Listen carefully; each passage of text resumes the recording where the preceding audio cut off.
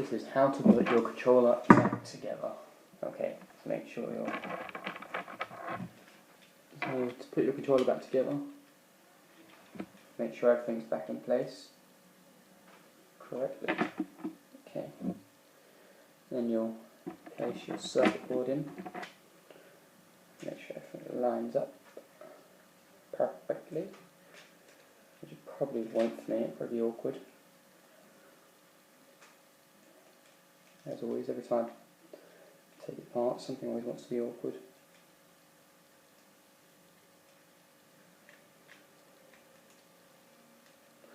Like that button there wants to be awkward.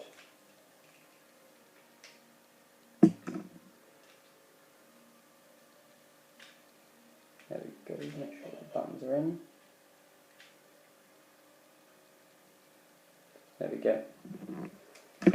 Okay, so just line our circuit board up.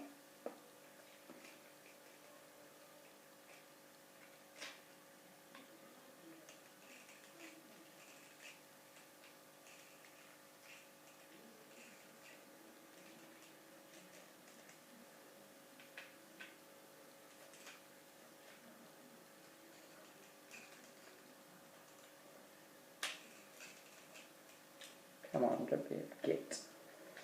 Kidding.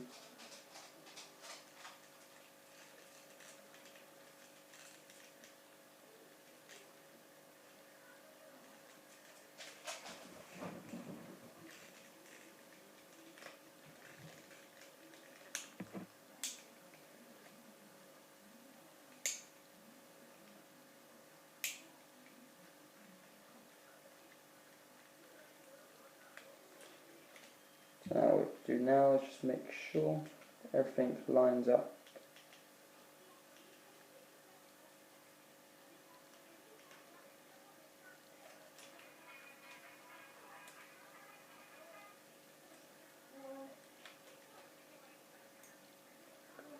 Ooh, it's going to take longer than I thought. I've done this correctly, it's probably just no one's here watching me except from this YouTube audience, which probably get like 10 views, but you know.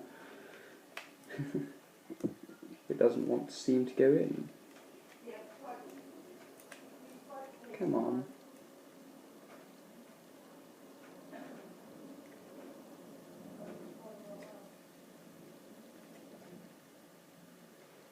You did do this to me earlier when I installed the buttons, so why are you doing it to me now? Let me see what's gone wrong here. Everything seems to be in place.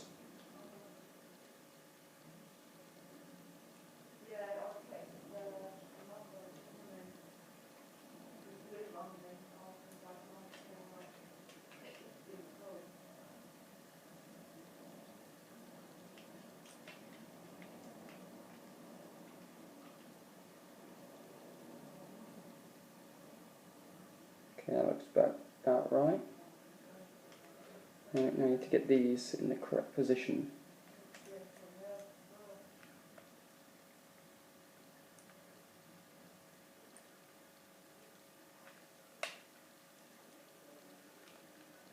I'll have to take out the R1 and R2 button while I line it up.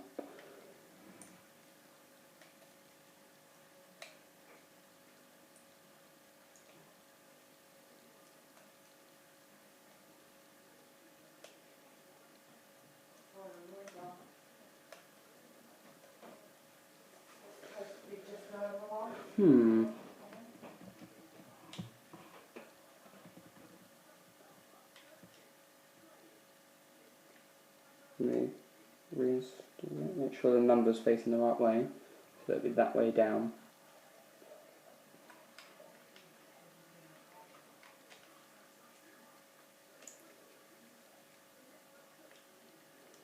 I didn't take this apart using any tutorials, so I've never actually used a tutorial myself, but I thought I'd make one. Probably terrible, but you know.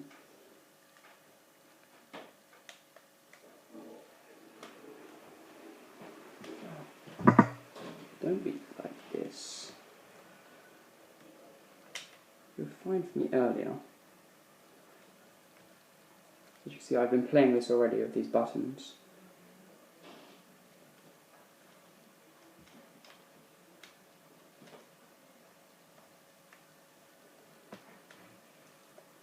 to brush off my removes because probably the video is going to take much longer than I thought.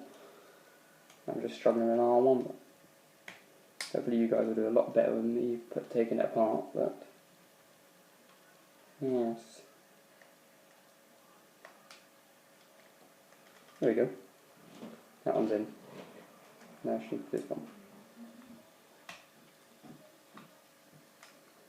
Just want to make sure you hear the usual R1 and L1 clicking sound when you use it. So if it's stiff, then you've not put it back in properly, and just make sure you do it again. So it needs to be like that. Back in correctly. Okay. Now, if before the R1 and L2 came out, don't worry because they both go in either way. But there'll be a little spring. You need to make sure the spring presses flushly against the side. And it will clip in. Make sure the spring move just at the last minute. So just clip in, and the button will move as normal like that. So if it's just too loose, then you'll have to do it again. So make sure it's clipped in correctly.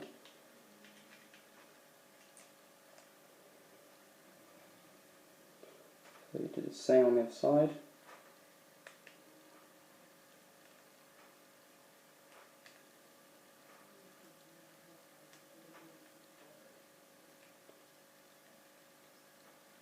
Voila.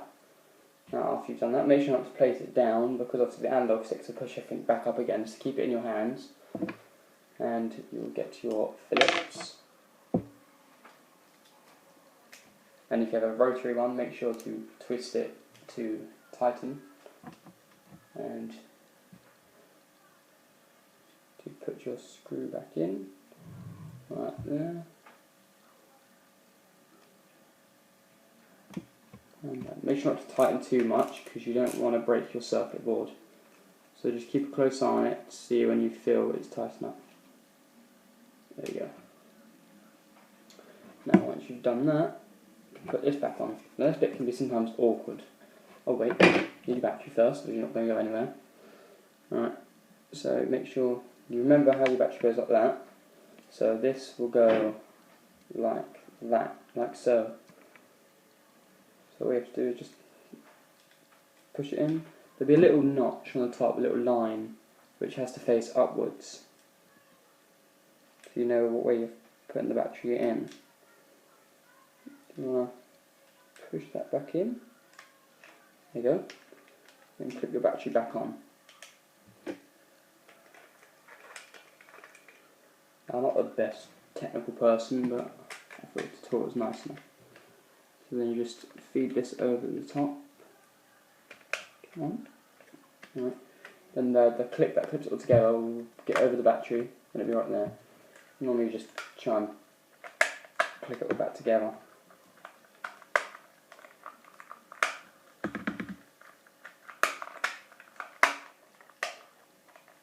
Like so.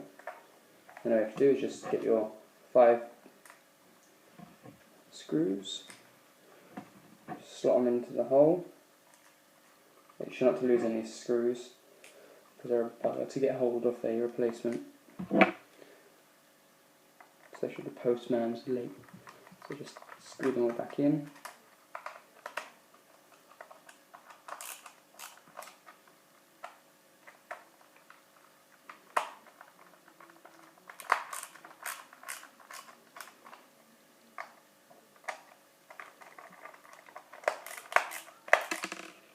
Screw that.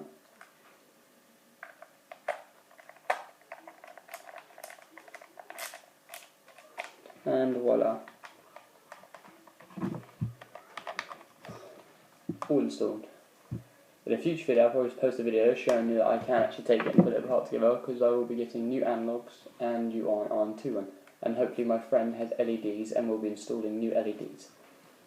So these are a cheaper alternative to the actual places that are like all them websites that charge loads just to install these bullet buttons. When they send you a remote, these remotes are normally brand new, like official ps3 controllers about £45. Now you go on them websites and they charge £5 just for installing these and another £6 to install that, and that's delivery as well. or you can just take your own controller on eBay. You can get the buttons and a D-pad for only £5.89 with free delivery, and you can just install them yourself, which actually works out a lot cheaper than getting a company that would just rip you off. So that's my video, and thanks for watching.